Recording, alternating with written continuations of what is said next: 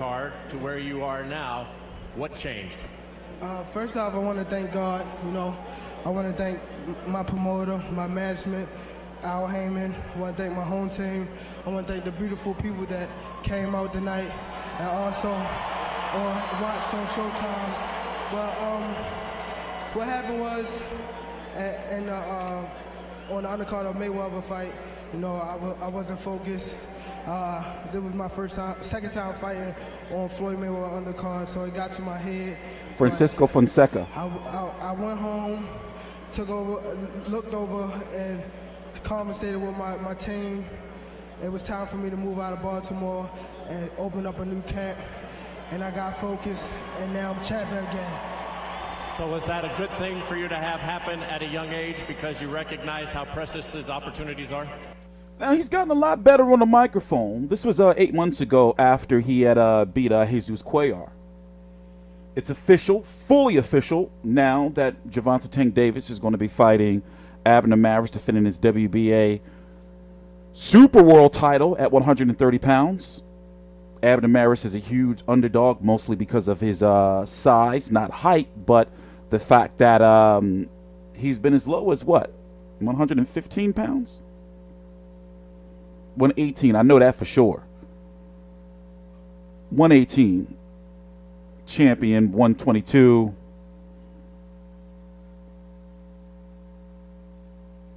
And Abner Mares has a chance to win if he doesn't fall into what Abner Mares falls into in, you know, the Mexican-style brawler. Then he's going to get his ass knocked out. You see what I'm saying? Hey, let's go look full screen. I'm TstreeT Controversy. This is TstreeT Controversy Live. I cover every single major fight live. So, 33 years old.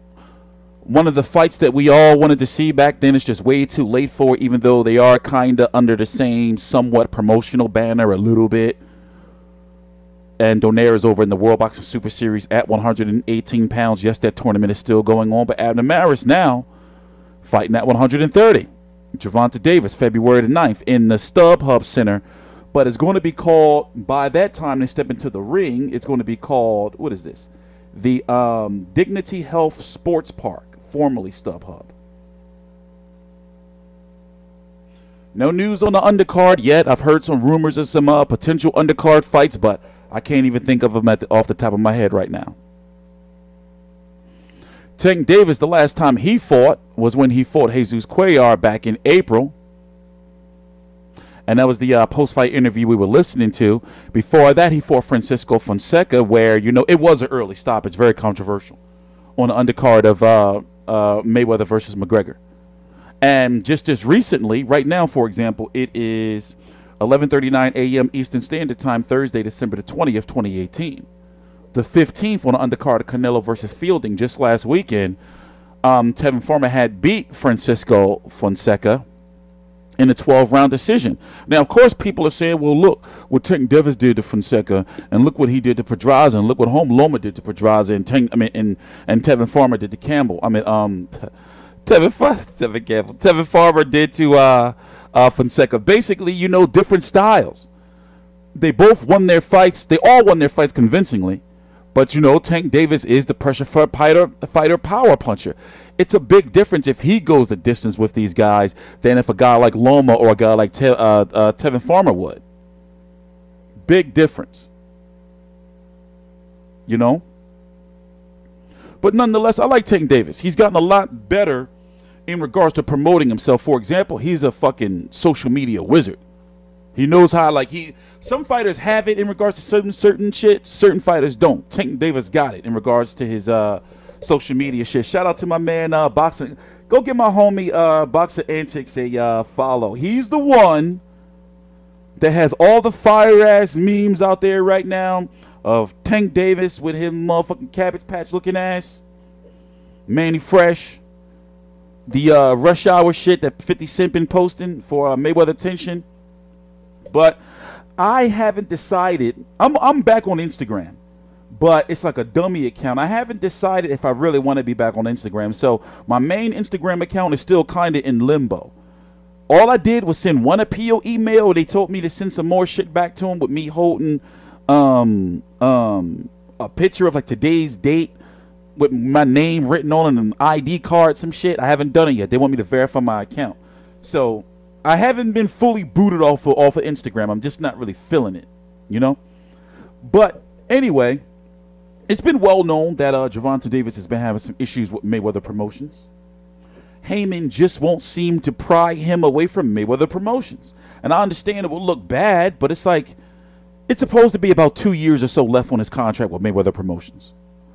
But he can't just sit out when guys like Gervonta, damn it, Tevin Farmer are getting 4 fights a year. He should be, at his age, fighting 4 times a year. You know? So let's just hope in 2019, man, we get 3 fights out of him. February, then June, even July, August, then it can squeeze him in at the end of the year. If they really want to be aggressive 4. I know what you're saying. He needs to fight Loma. He ain't fighting no Loma. Let's go look at the 130-pound division. Miguel Berchelt, WBC champion. Unfortunately, there's political shit right there. You know, he's over with top-ranked Zanfer right now. We don't know the exact details, but he's over there. He could very well possibly, well, he is in a running to get Lomachenko if he moves up. Tevin Farmer over there on the zone, he's calling out Tank Davis every post-fight interview. Even though I feel that Tank Davis would beat him, it would be a very good fight. See, Tevin Farmer is growing each fight, though. It's hard for me to say that. It's hard for me to say clearly now that he would beat him. You know. But Masayuki Ito is fighting next week on the 30th, defending his title. Top Rank is after him heavy. So unification at 130, unless the WBA orders Alberto Machado versus Tank Davis. That would be interesting right there. Because it would have to go to purse bid, right? I don't know how Gervonta Davis lost his belt on the scales, IBF belt, but was able to be made super champion. I don't get it. Like, there's so many. I can do a video on that alone. That doesn't make any sense to me. Doesn't make any sense. But February the 9th is going to be on Showtime. Remember, Showtime this year is supposed to have that new, bigger budget. You know, I'm interested to see, you know, what other fights they're going to follow up with. Because right now, all we have is Pac versus Broner, correct? That's January. Then this in February. We have a Showbox card mixed in there somewhere, right? Maybe 2, 1 Showbox card mixed in somewhere. So I'm interested to see what they do, you know,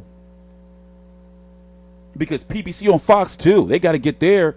They already got their first half out all the way up until what?